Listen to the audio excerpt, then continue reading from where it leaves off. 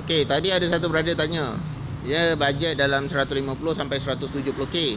Nak cari Toyota Alphard 7 seater, 8 seater, tapi dia tak nak captain seat lah. Dia tak nak yang besar tu sebab dia nak bawa orang tua. Okey. Tapi dia ada cerita. Dia kata dia dah survey market, ada satu tempat ni. Okey, sekali dia dah check Sprout, report mileage tipu. So macam mana? Kita nak cerita, yang tu saya tak nak campur. Tapi dia siap tanya, yang kita punya ni original ke tak? Okey, nak dijadikan cerita kan? Aku pun tunjuk lah indikator kan. Kita tunjuk indikator macam mana.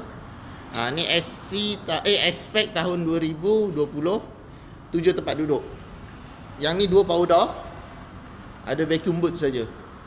Kalau dia tak percaya mileage, macam mana aku tak tahulah nak cerita. Betul-betul kita tak tahu, nak adjust lah customer macam ni.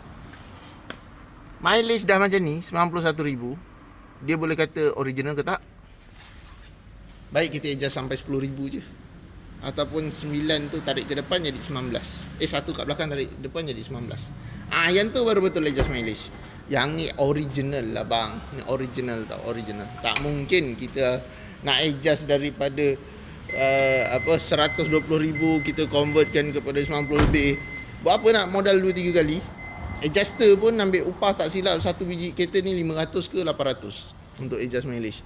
So takkanlah kita nak modal 2-3 kali, betul tak? Ni adalah original lah. Nak cerita macam mana lagi? Tak tahulah. So yang mana berminat nak cari kereta recon, cari Nabil.